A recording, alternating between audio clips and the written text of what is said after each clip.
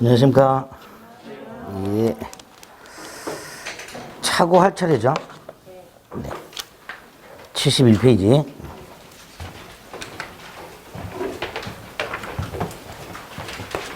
민법 총칙을 보고 있습니다. 매매 계약과 같은 법률 행위가 유효하려면 어떤 요건이 필요한가? 그걸 보고 있죠. 지난주에 그 법률행위 목적이 갖춘 요건 4개. 확정성, 가능성, 적법성, 사회적 타당성 봤고요. 법률행위 필수 요소인 의사표시. 여기 비정상적인 게 4개가 있다 그랬죠. 비정상적 의사표시라고. 그 중에 지난주에 비진이 표시 봤고요. 허위 표시까지 봤죠. 세 번째, 백구조 착오로 봅니다. 이 백구조 착오는 비진이 표시하고 허위 표시하고 똑같이 의사표시가 불일치해요. 그런데 그 불일치한다는 걸 의사를 표시한 사람이 몰라. 이게 착오입니다. 이 비진이 표시하고 허위 표시는 의사표시가 불일치한다는 걸 스스로 알고 있죠. 모르는 경우입니다. 백구조죠. 1항에 보면 중요 부분에 착오가 있을 때 취소할 수 있다 이렇게 돼 있고요. 다만 표의자에게 중대한 과실이 있을 때는 취소를 못한다 이렇게 해놨습니다. 두 번째, 취소하더라도 선의의 제3자에게는 행하지 못한다 이렇게 돼 있죠. 이제 백구조로 해석하는 거야. 먼저 착오가 뭐냐? 착오가 뭐냐? 좀 전에 말씀드린 대로 의사와 표시가 불일치해. 근데 그거를 의사 표시한 사람이 몰라. 선의해, 선의. 자신의 의사 표시가 불일치한다는 걸 모르고 있는 거야. 착오죠. 꼭 기억하셔야 돼요. 불일치해야 돼요. 그래서 착오의 유형의 가장 대표적인 게 표시를 잘못하는 거. 이걸 표시상 착오라고 합니다. 표시상 착오. 물건을 개당 1,000원에 살 생각을 하고 있어요. 의사. 그런데 10,000원이라고 표시했어. 이런 식으로. 깜빡하고 동그라미 하나 더 썼어. 이런 게 표시상 착오다. 가장 전형적인 거죠. 두 번째, 내용상 착오라고요. 개당 1,000원에 살 생각을 했어요. 근데 표시를 이렇게 한자로 썼어요. 1,000원. 근데 이 으뜸어는 중국 위안화를 이렇게 쓰고요. 우리나라는 둥그런자로 쓰죠. 근데 나는 이게 우리나라 화폐 단위라고 착각을 하고 있어. 이렇게 표시의 의미를 잘못 알고 있는 경우, 이런 걸 내용상 착오로 합니다. 그래서 둥그런자를 써야 되는데 어찌됐건 으뜸원자로 잘못 표시했죠. 결국 내용을 착오함으로써 표시를 잘못하는 이런 걸 내용상 착오 이렇게 부릅니다. 이것도 어쨌든 표시가 잘못된 거죠. 세 번째, 사자라고 해서 심부름권이 있습니다. 둘이 있어요. 표시기관과 전달기관 둘이 있어요. 표시기관과 전달기관이 있는데 그냥 듣기만 하세요. 이런 것들은. 갑이 을에게 병한테 가서 물건을 개당 1,000원에 사와라. 이렇게 심부름을 시켰어요. 그런데 을이 병한테 가서 개당 10,000원에 주세요. 이렇게 표시한 거예요. 표시 잘못했죠. 이런 걸 표시기관의 착오라고 합니다. 결국 갑이 1,000원에 살 생각이었는데 10,000원으로 잘못 표시한 거하고 똑같아집니다. 표시기관의 착오도 착오가 됩니다. 전달기관 반면에 갑이 도저히 을을 못 믿겠어. 계속 갖고 헛소리해. 그래서 아예 써줬어요. 너는 병한테 가서 한마디 말도 하지 마라. 이거 전달만 해라. 그랬더니 을이 병한테 전달한 게 아니라 엉뚱한 정한테 전달을 했어요. 이걸 전달기관의 착오라고 합니다.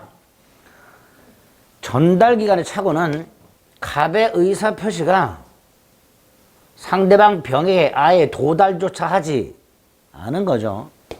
따라서 전달기관의 착오는 아예 착오가 아닙니다. 의사표시 자체가 아예 효력이 발생하지 않은 경우입니다. 그래서 사자의 착오 중에서 표시기원의 착오만 착오가 된다. 네 번째, 서명 날인의 착오라고 쉽게 생각하세요. 엉뚱한 계약서에 도장 찍은 거.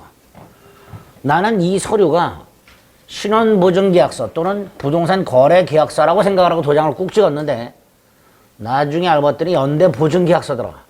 이렇게 엉뚱한 서류에 도장 찍는 걸 서명 날인의 착오라고 합니다. 이것도 착오가 됩니다. 법률 착오, 계산 착오, 쌍방 착오가 있을 수 있는데요. 이거는 부동산 양도 양수인이 부동산 양도 양수 계약을 하면서 양수인이 양도소득세를 부담하기로 하고 그 양도소득세를 계산해서 매매대금하고 같이 갑에게 줬는데 그 세금보다 3배가 더 부과가 된 이런 사건이 있었어요. 그러면 양도인 양수인은 양도소득세액의 착오가 있었던 건데 이 양도소득세액을 둘 다 착오를 했고요. 둘 다. 그 착오한 이유가 을이 양도소득세를 계산을 잘못한 거죠. 왜 계산을 잘못했나 봤더니 을이 세법을 잘못 이해하고 있었어요. 이런 식으로 당사자 쌍방의 양도소득세액에 착오가 있다. 그러면 법률 착오, 계산 착오, 쌍방 착오 이렇게 부르게 됩니다. 이것도 착오가 됩니다. 근데 이 착오의 유형은 별거 없어요. 이거 다 그냥 싸잡아서 표시를 잘못했다 이렇게 말하면 되는데 요 놈이 문제죠. 동기의 착오. 동기는 지난주에 법률 행위를 하는 이유, 이게 동기라고 그랬어요. 예를 들어 갑이 A 토지를 갖고 있어요. 이 A 토지를 을이 사야 되겠다라고 마음을 먹고 A 토지를 사야 되겠다 라고 마음을 먹고 갑한테 가서 A 토지를 사겠다는 의사를 표시합니다. A 토지를 팔아라 이렇게.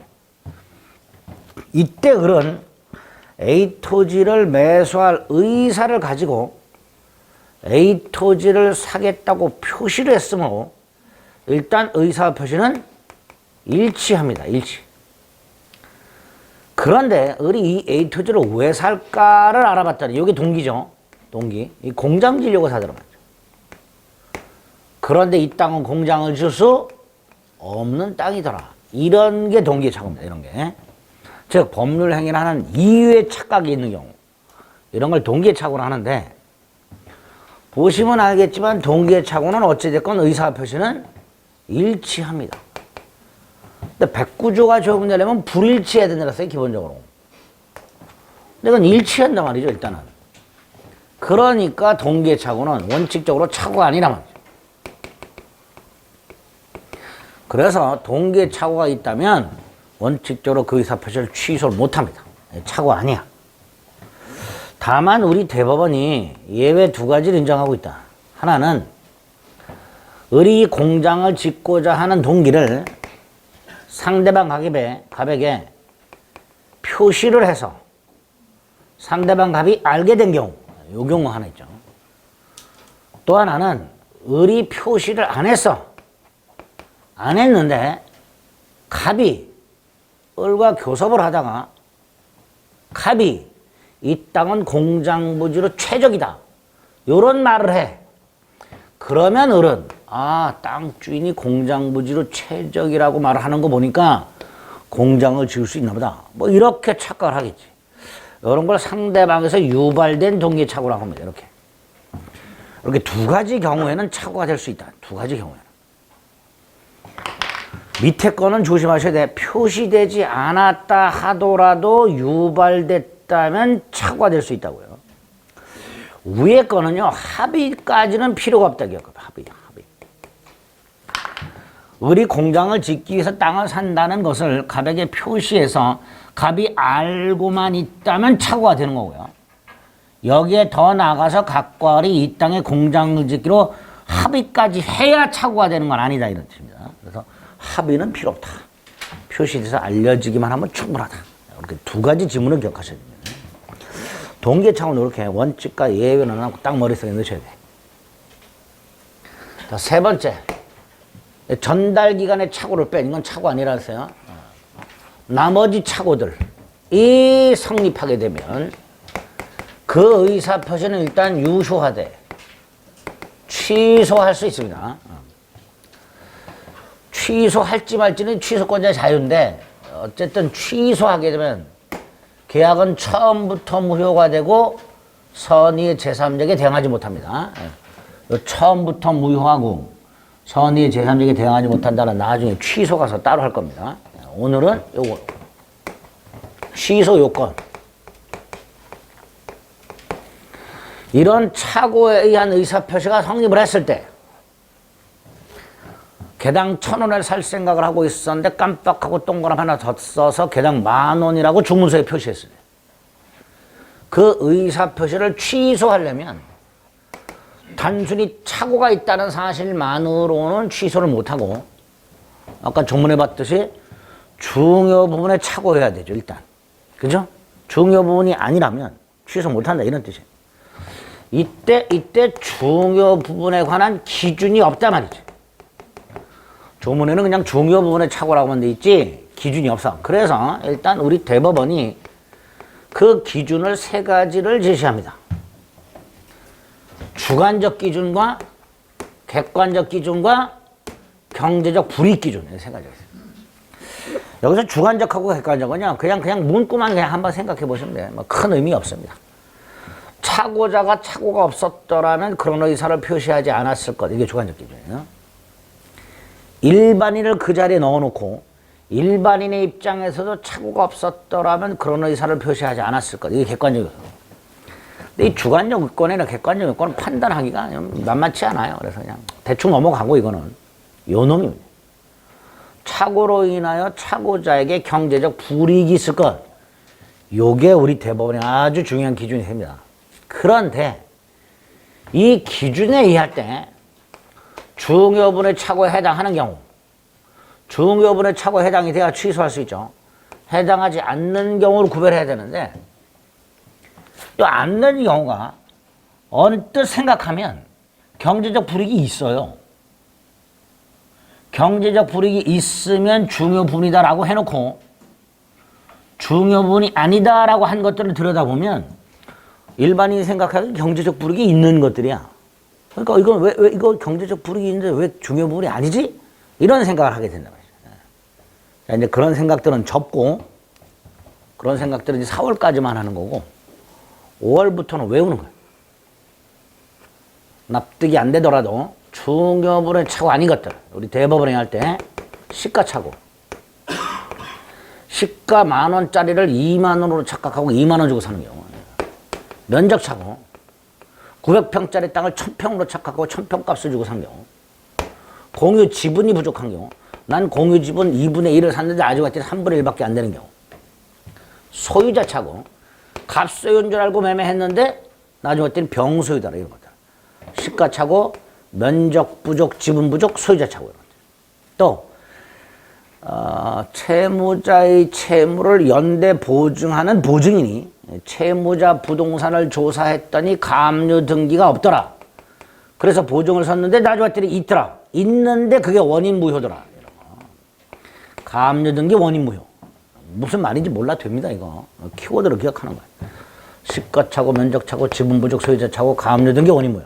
또 나는 상속인하고 거래하는데 어떤 상속인하고 거래하는데 이 사람이 공동상속인이에요. 다른 상속인이 있어. 그런데 나는 이 사람을 단독 상속인으로 착오하고 거래하고 있더란 말이에요. 이런 경우 공동상속인을 단독 상속인으로 착오한 경우 이런 것들은 우리 대법원에 할 때 중요분의 착오가 아니다라고 합니다. 외워야 돼요. 어떤 시츄에이션인지는 중요한 게 아닙니다. 키워드로 기억하는 거예요. 그래서 이런 단어들이 나오면 아 이건 중요분이 아니구나 이렇게 골라내실 수 있으면 됩니다. 3번째가 입증 책임이란 건데요. 갑하고 우리 계약을 했는데 갑은 착오를 이유로 계약을 취소하려고 합니다. 당연히 상대방은 취소를 저지하려고 할 거예요. 그죠? 소송이 붙었을 때 갑은 당연히 이렇게 주장합니다. 법원에서. 판사님, 저는요, 을과 계약을 했는데요. 계약을 할 때 중요 부분을 착오했습니다. 그래서 계약을 취소하려고 합니다. 이렇게 주장을 합니다. 당연히 주장했으니까 뭐 해야 돼? 증명해야죠. 주장만 갖고는 안 된다고 그랬죠, 소송에서는. 그래서 나의 착오가 중요 부분에 해당한다는 사실을 착오자가 입증하라 해요, 착오자가. 이 착오자는 계약을 취소하려는 사람이죠. 즉, 이 계약의 효력을 부인하는 사람, 부정하는 사람입니다. 그래서 착오자 이퀄 취소하려는 자 이퀄 법률행위, 즉 계약의 효력을 부인하는 자 이렇게 생각하십니다. 같은 사람. 중요부는 착오자가 있죠. 잊지 마세요. 이게 첫 번째 요건이죠. 중요부분. 두 번째, 설령 중요부분에 착오가 있다 하더라도 착오자에게 중대한 과실이 없어야 돼요. 중대한 과실이 없어야. 자, 여기서 먼저 과실이 왜 나온가? 과실은 부주의를 말하는데 아까 착오라는 것은 착오자가 자신의 의사표시가 불일치한 걸 안다 모른다? 모른다 그랬죠.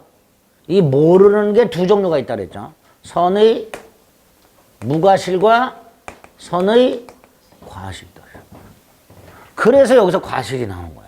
아, 착오자가 자신의 의사표시가 불일치하는 걸 모르는데 과실이 있단 말이야. 갑, 자신의 의사표시가 불일치한다는 걸 몰라. 모르는 게 선의 무과실과 선의 과실이 있단 말이죠. 아무리 주의를 기울여도 몰라, 선의 무과실. 주의를 기울였더라면 알 수 있었는데 부주의해서 몰라. 이렇게 선의가 무과실과 과실로 나눠진다 그랬는데 착오는 이 과실을 또 나눈 거예요. 가벼운 과실, 경과실과 무거운 과실, 중과실 이렇게 나눠가지고 착오자가 자신의 의사표시가 불일치한다는 걸 모르고 있는데 중대한 과실로 몰랐을 때만 취소를 못한단 말이죠. 경과실로 몰랐을 때는 취소할 수 있고 과실이 아예 없을 때도 취소할 수 있죠. 이렇게 되죠. 그래서 특히 과실은 반드시 나눠서 과실 중에 경과실은 취소할 수 있다, 중과실은 취소 못한다. 이렇게 기억을 하셔야 돼요. 기계적으로 머릿속에 넣어도 돼요. 두 번째가 중대한 과실이 뭐냐? 일단 과실은 부주의라 그랬고, 부주의. 중대한은 현저한으로 바꾸는 현저한. 근데 딱 직관적으로 보시면 알겠지만 현저한이란 말 자체가 애매하죠. 애매하단 말이죠. 따라서 이 현저한 부주의, 즉 중대한 과실도 구체적인 기준은 없어요. 중대한 과실 이꼴 현저한 부주의를 말한다 이렇게만 말을 해요. 그러니까 요것도 판례로 확인해야 돼요. 현저한 부주의, 즉 중대한 과실이 있어 취소할 수 없는 경우하고 현저한 부주의가 없어서 취소할 수 있는 경우에 나눠서 기억하셔야 돼요. 특히 중대한 과실이 있다 취소를 못한다. 공장을 짓고자 하는 자가 땅을 사면서 관할관청에 공장을 지을 수 있는지 확인하지 아니한 과실. 확인만 했다라면 알 수 있었는데 확인하지 않은 잘못. 중대한 과실이 있다라고 합니다. 또 공인중개사와 같은 전문가를 통하지 않고 개인적으로 부동산을 거래하는 자가 토지대장 같은 강적 공적 장부를 확인하지 않은 과실. 이런 것들이 중대한 과실이다. 그래서 엉뚱한 땅을 샀어. 이런 경우. 두 가지 판례가 아주 대표적이죠. 공장을 짓고자 하는 자가 관할관청에 문의하지 아니한 과실. 개인적으로 거래하면서 공부를 확인하지 아니한 과실이죠. 취소 못합니다. 반면에 중대한 과실이 없는 거, 고려청자를 진짜로 생각하고 가짜 청자를 진짜로 착각하고 고액을 주고 산 경우, 중개사 또는 중개인의 말을 믿고 부동산을 거래한 경우, 이런 경우 전문가 말을 신뢰했기 때문에 중대한 과실이 없다라고 합니다. 두 가지씩 꼭 나눠서 머릿속에 기억하셔야 돼요. 세 번째가 이것도 입증 책임이 나오죠. 입증 책임은 다시 소송으로 가면 돼요. 갑이 을과 계약을 하면서 착오가 있었어. 그래서 법원으로 달려가서 착오 취소를 주장했고 갑이 중여부를 입증했어. 갑이 중여부를 입증하면 이번에는 상대방이 취소를 저지하려는 자가 갑에게 중대한 과실이 있음을 입증하라는 게 판례예요. 착오를 이유로 취소하려는 사람은 중여부를 입증하고 그 취소를 저지하려는 사람은 착오자에게 중대한 과실이 있음을 입증해라. 이렇게 입증 책임을 나눠놨어요. 우리 대법원이. 그래서 여기 아주 잘 나와요. 입증 책임에서. 정리합니다. 착오자는 중여부를 입증하라. 상대방은 착오자에게 중대한 과실이 있음을 입증해라. 딱 나눠서 머릿속에 기억하셔야 돼요. 착오에서 핵심이 이 두 가지예요. 취소 요건, 중여부와 중대한 과실. 나머지 이제 부수적인 효과가 쭉 나오는데요. 첫째가 갑이 을과 토지 매매 계약을 했고 을이 지금 현재 이 땅에다가 건물을 짓고 있어. 그런데 갑이 느닷없이 착오를 이유로 계약을 취소했어. 그러면 을은 땅을 반환해야 되죠. 손해가 생기는 거예요. 갑이 을과 계약을 한 상태에서 갑이 일방적으로 계약을 착오 취소해버리면 상대방에게는 손해가 발생하는 경우가 되게 많더란 말이죠.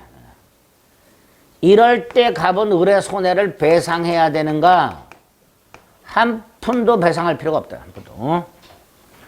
우리 민법상 손해배상 책임이 몇 개 있어요. 채무 불이행 책임, 계약 체결상의 과실 책임, 그 다음에 뭐 불법행위 손해배상 책임, 담보 책임 등등등이 있는데 이 착오를 이유로 취소하는 거는 그 민법상 어떤 책임에도 해당되지 않는단 말이죠. 불법행위도 아니고 계약 체결상의 과실 기회라는 것도 부담하지 않고 담보 책임도 성립하지 않고 채무 불이행 책임은 더더욱이 안 되고 등등등.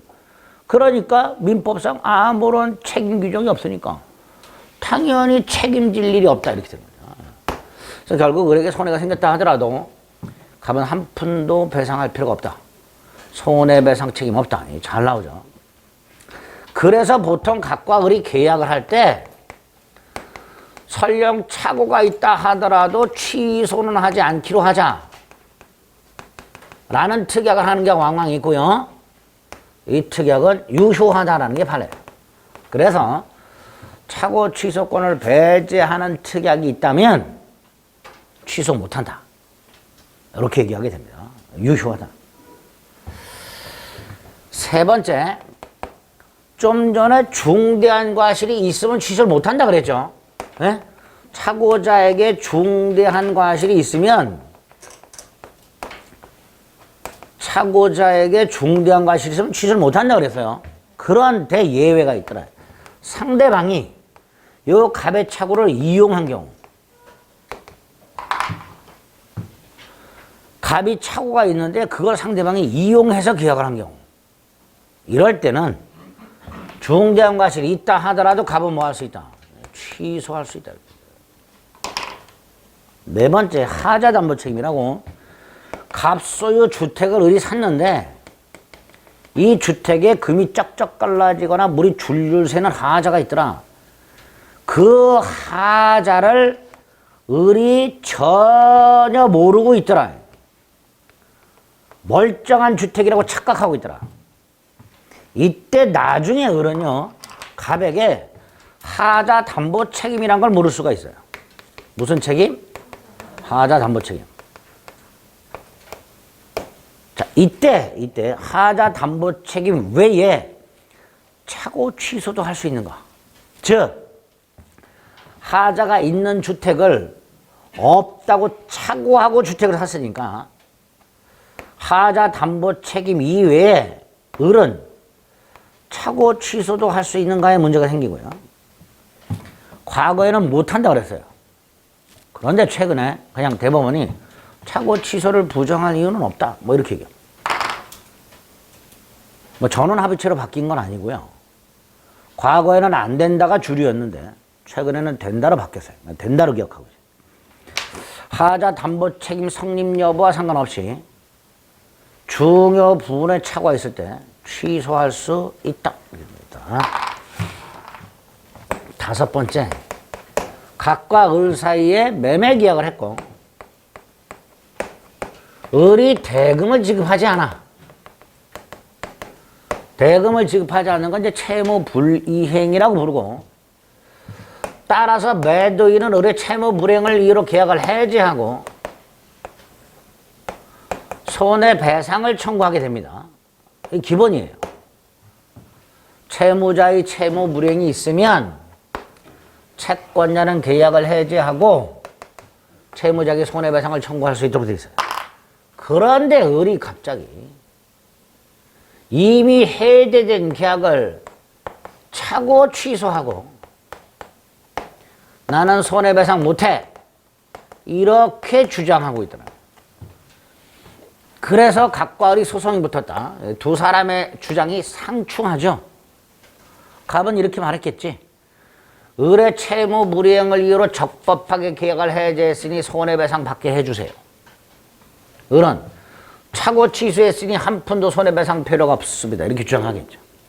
이때 갑이 먼저 해제했죠. 그럼에도 불구하고 우리 대법원은 을승. 그래서 매매계약이 매도인의 채무 불이행을 이유로, 매수인의 채무 불이행을 이유로, 매도인에 의하여 적법하게 해제가 됐다 하더라도 매수인은 손해배상 책임을 면하기 위해서 차고 취소할 수 있다. 아주 잘 나오는 판례 중에 하나예요. 꼭 기억하셔야 됩니다. 이렇게 부수적인 지문들이 나올 수 있다. 뭐 요 정도가 차고에서 기억하셔야 될 내용 전부죠. 71페이지에 보면 조문 확인하시고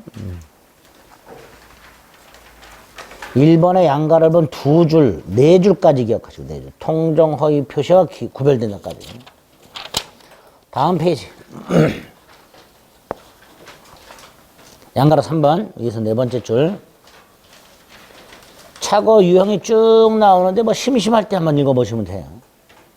1, 2, 3, 4는 심심할 때 한번 읽어보시면 되고, 다만 그 양가로 3번에 보면요. 첫 번째 줄 표시기간이 있고 세 번째 줄 전달기간이 있죠. 이거는 좀 구별해 두실 필요가 있죠. 전달기간의 착오는 의사표시가 아예 도달조차 하지 않은 것이기 때문에 착오가 아니다. 뭐 그런 내용이 나와 있습니다. 중요한 게 오른쪽에 동기의 착오죠. 동그라미 1번 원칙과 동그라미 2번 예외, 기억, 니은. 그거 확인하시면 됩니다. 기억, 니은. 다음 페이지 착오 취소 요건이 있죠. 양가를 1번 중요 부분이 있죠. 첫 번째 줄 가운데 주관적 요건이 있고 두 줄 내려가면 가운데 객관적 요건이 있죠. 일단 이 두 가지가 기본적인 기준입니다. 나중에 이제 경제적 뿌리기 하나 더 나오죠. 그 기준에 따라서 중요 부분 인지 아닌지에 문제가 생기는데 오른쪽에 보면 착오를 이유로 취소할 수 없는 경우, 즉 중요 부분이 아닌 경우가 있죠. 동그라미 1번에 시가나 면적 착오 이런 것들. 동그라미 4번에 니은 가압류 등기 원인 무효 같은 것들. 이런 것들 좀 확인하시고. 왼쪽으로 다시 가서 사이드에 보면 왼쪽 날개. 두 번째, 중요 부분 여부의 입증은 표의자가 하여야 하고 중대형과실의 입증은 상대방이 해야 한다는 기출지문이 있습니다. 그거 꼭 기억하셔야 돼요. 입증 책임. 다시 오른쪽 하단에 보면 중과실이 있죠. 동그라미 1, 동그라미 2, 동그라미 3. 3번이 뭐예요? 상대방이 착오를 이용한 경우. 그리고 다음 페이지에 보면 중과실 인정된 판례가 3개가 나오는데 1번, 3번 체크하시면 된다 그랬습니다. 4번 착오의 효과 중에서 양가로 3번. 한 푼도 배상할 필요 없다. 오른쪽에 다른 제도와의 관계에서 양가로 2번과 양가로 3번. 두 개. 양가로 2번과 양가로 3번. 그런 것들을 확인하시면 되겠습니다. 됐죠? 착오는 아주 중요합니다. 지난주에 어떤 비질이 표시나 허위 표시보다도 착오가 더 중요하니까 정확하게 정리해 주셔야 돼요. 자, 이제 비정상적 의사표시 마지막 하나 남았죠. 110조. 하자 있는 의사표시라고도 하고 사기 강박에 의한 의사표시를 말해요. 1항, 2항, 3항이 있죠. 2항은 꼭 외우셔야 된다 그랬고요.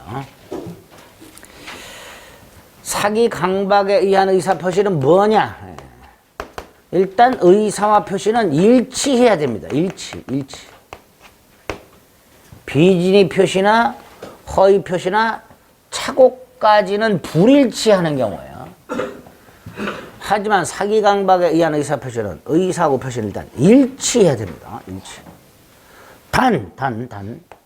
이 의사를 결정해서 표시를 할 때 누군가로부터 사기를 당했거나 협박을 당함으로써 의사결정의 자유가 침해된 이런 경우를 하자 있는 의사표시란다. 판례 하나 꼭 기억해야 되죠. 갑이 친구 병으로부터 사기를 당했다. 친구가 갑에게 서류를 한 장 주면서 신원보증서류인데 도장 좀 찍어달라. 갑은 친구 병을 믿고 서류를 확인도 하지 않은 채 도장을 찍었다. 근데 나중에 봤더니 연대보증계약서죠. 이 경우 갑은 병의 사기에 의하여 나는 신원보증서류에 도장을 찍는다라는 생각으로 도장을 찍었겠지. 그런데 나중에 알아봤더니 병의 채권자와 연대보증계약서에 도장을 찍은 셈이 됐다는 말이죠. 즉 의사는 신원보증, 표시는 연대보증 이렇게 됩니다. 따라서 이 경우에는 아무리 병에 사기가 있었다 하더라도 의사와 표시가 불일치하기 때문에 갑은 이 연대보증 계약을 사기를 이유로는 취소 못한다. 착오 취소는 가능하다. 그러나 사기 취소는 못한다. 왜? 불일치하니까. 그래서 이 판례에서 우리 대법원은 사기 강박에 의한 의사표시는 의사와 표시의 불일치는 있을 수 없고 이렇게 말해요. 그러니까 110조가 적용되려면 의사와 표시는 반드시 일치. 따라서 이 판례 꼭 기억해 두셔야 됩니다. 사기 취소 못한다. 두 번째, 사기 강박에 의한 의사표시가 성립하기 위한 요건 세 가지가 일단 필요하죠. 사기쳤다, 기망을 했다라고 하죠. 그래서 기망당한 사람은 착각이 생기는 거예요. 착각. 의사를 표시하게 될 텐데 의사 표시는 일치.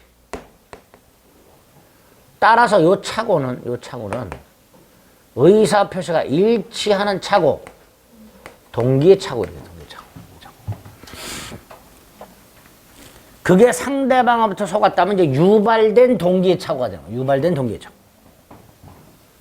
공장을 지을 수 없는 땅을 매도인이 마치 지을 수 있는 것처럼 속여가지고 팔았단 말이죠. 뭐 이런 거. 그죠? 유발된 동기의 착오. 그렇게 될 겁니다. 어쨌든 속아가지고 착각에 빠지고 의사를 표시하는 경우 또는 강력한 협박을 당해서 공포심이 생겨가지고 의사를 표시하는 경우. 이때도 의사 표시는 당연히 일치해야 됩니다. 이렇게. 자, 여기서 인과관계라고 기망 또는 강박 때문에 착오 또는 공포심이 생겨야 되고요. 요 착오 또는 공포심 때문에 계약을 해야 돼요. 아무리 기망을 당했다 하더라도 착오가 없거나 착오가 있었다 하더라도 다른 이유로 계약을 한 경우, 강박을 당했다 하더라도 공포심이 없거나 공포심이 있다 하더라도 다른 이유로 계약을 한 경우, 일단은 사기 강박이 아닌 의사표시 성립하지 않습니다. 기망, 강박 때문에 착오 또는 공포심이 다이렉트로 연결이 돼야 되고요. 그 착오 또는 공포심 때문에 계약을 해야 돼요. 인과관계가 필요해요. 두 번째로 사기치거나 강박하는 사람, 사기자, 강박자 이렇게 부르는데 요놈은 2단의 고의라고요. 누군가를 사기치거나 누군가를 협박을 할 때 미리 계획을 2개를 세워야 된다 이런 뜻이에요. 이게 2단의 고입니다. 쉽게 저 자식을 어떻게 협박을 해야 공포심이 생기지? 뭐 이거예요. 생각해야 되죠. 그냥 협박하면 안 되지. 저 자식은 뭘 무서워하지? 뭐 이렇게. 어떻게 협박을 해야 저놈이 공포심이 생길까? 두 번째, 공포심이 생긴 걸 계약과 연결시켜야 되죠. 공포심을 어떻게 하면 의사표시와 연결시킬까? 뭐 이런. 2가지 계획을 세워라. 이걸 2단의 고의 이렇게 부릅니다. 사기나 강박을 하는 놈은 고의가 2개나 있어야 되기 때문에 실수로, 부주의해서 과실로 기망하거나 과실로 강박을 한다는 건 있을 수 없다. 이렇게 되죠. 그 다음에 중요한 게 위법성이죠. 위법성. 기망이나 강박이 위법해야 돼요. 위법. 먼저 기망의 위법성. 기망의 위법성은요, 거래 당사자 사이의 믿음, 신의를 깰 정도의 기망이어야 된다. 신의를 깰 정도. 즉 믿고 있는 사실을 깰 정도. 그런 걸 이제 기망의 위법성이라 하는데 뭐 필요 없고요. 우리 대법원에 의할 때 기망의 위법성이 인정 안 된 것과 인정된 것이요. 기망의 위법성이 인정되지 않으면 사기 취소 못한다죠. 그죠? 자, 다소 허위 과장 광고.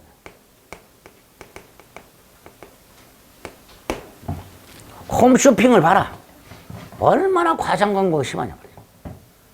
그걸 다 사기로 보면 홈쇼핑은 살아남을 수가 없단 말이야. 그러니까 다소 허위 과장 광고는 위법하지 않다. 또 상가를 분양하면서 수익을 보장하겠다. 이것도 위법이 아니다. 노점상에서 시가를 속이는 거. 이것도 위법이 아니다.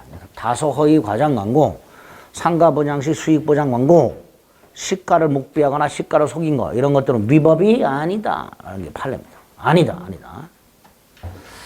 반면에 백화점, 대형 백화점이 시가를 속인 경우, 이거 대형 백화점 변칙세 이렇게 100만 원짜리 시가 상품을 출시하면서 200만 원 그리고 50% 세일 뭐 이런 식으로 가격표를 붙여놓은 경우. 그 다음에 아파트를 분양하면서 공동묘지가 조성되어 있다는 사실을 알리지 않은 경우, 이 정도는 돼야 위법하다. 특히 밑에 거는요, 말을 해줘야 되는데 말을 안 한 거죠. 침묵이죠, 침묵. 뭘 해야 되는데 안 했죠. 부작위라고 합니다. 아, 침묵이나 부작위도 기망행위가 될 수 있겠구나. 뭔가를 말해서 적극적으로 속이는 경우뿐만 아니라 말해줘야 되는 걸 하지 않음으로써 소극적으로 속이는 것도 기망이 될 수 있겠구나. 이렇게 있죠. 이렇게 기망의 위법성이 인정 안 되는 것과 인정되는 것 딱 구별해서 머릿속에 넣어두세요. 잘 나오죠, 이런 것들이. 두 번째가 강박의 위법성. 강박은 이제 해악을 고지해서 공포심을 일으키는 일체 행위를 말하는데, 첫째, 피해자가 가해자에게 고소하겠다, 고발하겠다고 말을 함으로써 가해자가 공포심을 낀 경우 이게 위법하냐? 위법하지 않다예요. 강박의 위법성은 제일 문제되는 게 이거죠. 이제 피해자가 가해자에게 뭐 손해를 배상하지 않으면 콩밥 먹이 있다 뭐 이런 것들. 그건 원칙적으로 위법이 아니래요. 다만 고소 고발의 고지 등을 통해서 부정한 이익을 취득할 목적이 있거나 이 수단이 부적당한 경우, 손해는 100만 원밖에 안 생겼는데 1억을 내놔라, 안 주면 고소하겠다 이렇게 말을 하거나, 또는 100만 원을 안 주면 고소하겠다고 말을 하는데 오른손에 사시미가 들려있거나 뭐 이런 거. 이렇게 부정한 이익을 취득할 목적 또는 수단이 부적당, 그러면 위법이 인정된다. 첫 번째. 두 번째로 강박의 정도가 너무너무 극심한 경우, 온몸이 얼어붙을 정도의 강박. 이런 경우에는 의사결정의 자유가 박탈이 되고 따라서 이때는 무효가 된다고 판례죠. 무효가 된다. 취소가 아니라. 그래서 사기 강박에 의한 의사표시가 성립하기 위한 요건에서 핵심이요, 위법성. 지문에 나온 게 딱 요 정도예요. 머릿속에 넣으세요. 자, 이렇게 세 가지 요건, 인과관계, 이단의 고의, 위법성, 이게 인정이 됐어. 그러면 그 계약은 어떤 효력이 있냐? 일단은 그래도 유효해. 하지만 취소할 수 있어. 여기서 차고하고 똑같아지죠. 처음부터 무효가 되고 선의의 제3자에게 대항하지 못한다. 이렇게 됩니다. 이제 여기서 조문 두 개를 구별하자. 110조 1항과 110조 2항. 우리 민법은 사기 강박에 의한 의사표시가 성립을 했을 때 사기 강박을 당한 사람은 계약을 취소할 수 있도록 해놨는데 그걸 두 개로 나눠놨단 말이에요. 110조 1항은 쉽게 생각하세요. 갑이 을하고 계약을 했는데요. 을이 사기친 경우, 즉 상대방이 사기친 경우, 이때는 갑은 당연히 을을 고려할 필요가 없죠. 사기친 놈이니까 그냥 취소하면 돼요. 이게 110조 1항이에요. 110조 1항은 별거 아닌데 기본이 되는 건데 110조 2항인 거죠. 갑이 을하고 계약을 하는데 을이 아니라 제3자가 갑을 사기나 강박을 한 경우에요. 이렇게. 갑의 입장에서 봤을 때 상대방 있는 의사표시에서 상대방이 아닌 제3자가 사기라 강박을 한 경우. 이때는 상대방이 제3자가 사기 강박했다는 사실을 알았거나 알 수 있었을 경우에 하나여 갑은 뭐 할 수 있도록? 취소할 수 있도록 되어 있다. 상대방이 알았거나 악의, 알 수 있었다, 과실, 이럴 때 취소할 수 있다. 따라서 만약에 상대방이 제3자의 사기강박 사실에서 선의, 무과실이라면 갑은 취소할 수 없다. 이것까지 같이 연결해서 기억하셔야 돼요. 알았거나 알 수 있었을 경우에 하나에 취소할 때 이것만 머릿속에 계속 생각하는데 반대로 생각해야지. 상대방이 선의, 무과실이라면 갑은 취소할 수 없다. 여기서 끝나면 괜찮은데 단 요 놈이 을의 대리인인 경우, 을의 대리인인 경우, 상대방의 대리인인 경우에는 상대방과 똑같은 놈이에요. 똑같은 놈. 따라서 이 경우에는 제3자가 아니라 말이죠. 이때는 제3자의 사기 강박이 아니라 말이에요. 갑이 을의 대리인으로부터 사기 강박을 당했다면 을로부터 사기 강박을 당한 거하고 똑같이 본다. 똑같이. 따라서 이 경우에는 을이 선의, 무과실이라도 갑은 뭐 할 수 있다? 취소할 수 있다. 이렇게 되겠죠. 을의 사기 강박하고 똑같으니까. 이때는 을의 선의, 무과실이라 하더라도 갑은 취소할 수 있다. 이렇게 될 거예요. 요거를 잘 기억을 해 두셔야 돼요. 그 다음에 이제 차고하고 똑같이 부수역인 게 몇 가지 나오는데요. 첫째가 사기 강박을 이유로 하는 취소권을 배제하는 특약, 무효입니다. 위법성이 들어있기 때문에 이거 배제 특약 함부로 못합니다. 차고 취소권을 배제하는 특약은 유효하지만 사기 강박은 위법성이 들어있기 때문에 당사자가 함부로 위법성을 위협하지 않은 걸로 합의할 수는 없어요. 그러니까 취소권 배제 특약은 무효. 두 번째,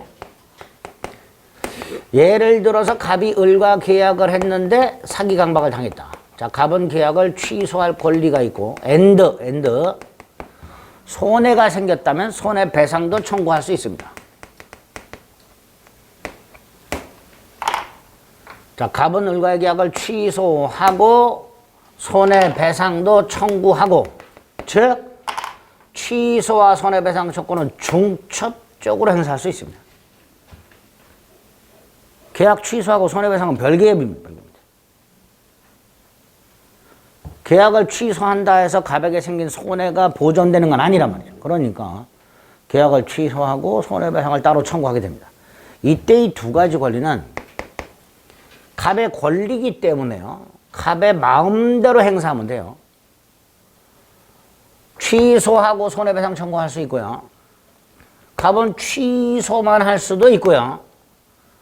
을과의 계약을 취소는 하지 않고 손해배상만 청구할 수도 있고요. 둘 다 안 할 수도 있습니다. 갑의 마음이에요. 어차피 갑이 권리자이기 때문에 권리자가 권리를 행사할 것인지만 건 권리자의 자유이기 때문에 갑은 이렇게 네 가지 선취 있을 수 있어요. 특히 조심할 거예요. 취소하지 않고도 뭐 할 수 있다. 손해배상 청구할 수 있다. 꼭 기억하셔야 돼요. 또 하나, 갑이 계약을 한 상태에서 뭘 준 게 있어. 근데 취소를 했어. 그럼 준 거 돌려받아야 되죠.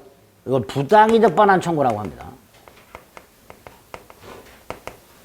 다시 한번. 갑이 을과 계약을 했고 을에게 뭔가를 준 게 있어. 그런데 갑이 사기강박을 이유로 계약을 취소했어. 그럼 갑은 을에게 준 걸 돌려달라고 해야 되는데 요 취소 후 부당이득 사기강박을 이유로 하는 취소 앤드 부당이득 반환 청구할 때 요 속에는 이미 손해배상이 들어있어요. 그러니까 갑이 을과의 계약을 취소하고 내가 준 거 돌려달라 속에는 이미 플러스 손해배상도 들어있기 때문에 돌려달라 하고 나서 또 손해배상을 청구할 수는 없습니다. 그래서 취소 후에 부당이득 반환 청구권과 이 손해배상 청구는 경합, 병존합니다. 경합, 병존한다는 건 두 개가 다 생긴다 이런 뜻이에요. 권리가 두 개가 있다 이랬대요. 있는데 이 두 개를 중첩적으로는 행사할 수가 없고 선택적으로만 행사해야 돼요. 여기까지 딱 머릿속에 넣으셔야 돼요. 뭐 이 정도입니다. 부서거에서 보실게. 79페이지. 하자에 있는 의사표시 110조 1항 2항 3항. 특히 2항 하나 외워달라고 그랬죠. 의. 그 다음에 성립요건에 2번에 양가로 1. 동그라미 1, 동그라미 2. 양가로 2, 기망 1. 오른쪽 심화. 공동묘지. 다시 왼쪽에 동그라미 3. 고지 의무인자가 고지하지 않으면. 다음 페이지 위법성이 있을 것과 관련해서 동그라미 2. 그리고 판례 1번 시가목비. 판례 2번 다소호의 과장광고. 다 위법성이 인정되지 않는. 밑에 4번 인과관계. 오른쪽에 강박. 양가로 1번 역시 2단의 고의. 양가로의 강박행위. 그 중에 3번. 의사결정을 할 수 있는 여지를 완전히 박탈. 이때는 무효. 양가로 3의 위법성 동그라미 1, 동그라미 2. 위법성 관련된 동그라미 1, 2. 다음 페이지 역시 인과관계가 있죠. 4번에 1번 상대방의 사기강박이 있으면 그냥 취소. 그런데 양가로 1번 제3자의 사기강박 중에서 동그라미 2번 상대방이 있는 경우 4줄. 그리고 왼쪽에 두 번째 기출. 날개의 두 번째 기출. 다시 오른쪽 하단 판례 1번. 이 정도는 기억하죠. 이 정도. 하단 판례 1번. 제3자와의 관계는 나중에 본다고 말씀드렸고요. 쭉 내려오면 적용범위 있죠. 처음에 말씀드렸죠. 민법상 의사표시 규정은 소송행위와 같은 공법상 행위는 적용이 안 된다고. 따라서 적용범위 세 번째 줄. 소송행위가 강박에 의해서 이루어졌다 하더라도 취소할 수 없다. 그 다음에 다음 페이지에 보면 다른 제도와의 관계 손해배상 조건 있죠. 두 번째 줄 끝에 보면 표의자는 법률 행위를 취소하여 부당이득 반환을 청구할 수도 있고 선택적으로 손해배상을 청구할 수도 있다. 그리고 그 밑에 줄 취소하지 않고 손해배상만 청구할 수도 있다. 그죠? 손해배상을 청구하기 위해서 계약을 취소할 필요는 없다. 이런 것들을 딱 머릿속에 넣으시면 되겠습니다. 그래서 이제 아우 징글징글한 비정상적표 4개를 다 한 거야. 아이 징그러워. 철저하게 봐주셔야 됩니다. 그 다음에 이제 85페이지 보면 의사표시 효력 발생이라고. 이제 조문 몇 가지 확인하시면 돼요. 상대방 있는 의사표시가 언제 효력이 생기는가? 111조 1항, 2항, 112조, 113조. 조문 3가지 간단히 확인하시면 돼요. 자, 먼저 우리 민법은 111조 1항에서 상대방이 있는 의사표시는 상대방한테 도달함으로써 효력이 생긴다는 얘기죠. 그래서 2항, 갑이 을에게 내용증명을 발송을 했는데 그 내용증명이 을에게 도달하기 전에 갑이 사망을 했다. 또는 갑이 성년 후견이 개시가 되는 등 제한능력자가 됐다 하더라도 그 내용증명은 을에게 도달할 것이고 따라서 그대로 효력이 생긴다. 이렇게 되겠죠. 그게 2항이죠. 표의자가 의사표시를 발송하러 사망하거나 제한능력자가 되었다 하더라도 그 의사표시 효력에 아무런 영향을 미치지 않는다. 이렇게 되겠죠. 일단 조문 확인합니다. 2개. 자, 원칙적으로 도달주의가 원칙이다. 네모 1번에 양가로 1번. 양가로 1번 당연히 임의 규정이다. 당사자가 얼마든지 다른 약정할 수 있다. 그 다음에 한 장을 넘겨서 박스 발신주를 취하는 예외가 있죠. 2번, 3번, 6번. 요게 우리 시험법입니다. 그래서요. 예외적으로 발신주를 취하는 경우 2, 3, 6 뒤에 가서 봅니다. 자, 원칙은 오른쪽 도달이다. 도달의 뜻. 상대방이 언제든지 마음만 먹으면 그 내용을 알 수 있는 상태. 이게 도달이에요. 알 수 있는 상태. 알았다가 아니지. 알 수 있는 상태. 그러니까 동거가정이 수용하더라도 도달이다. 이렇게 되겠죠. 상대방의 내용을 구체적으로 알았을 것까지는 필요 없다. 이렇게 되겠죠. 동그라미 1번이죠. 그죠?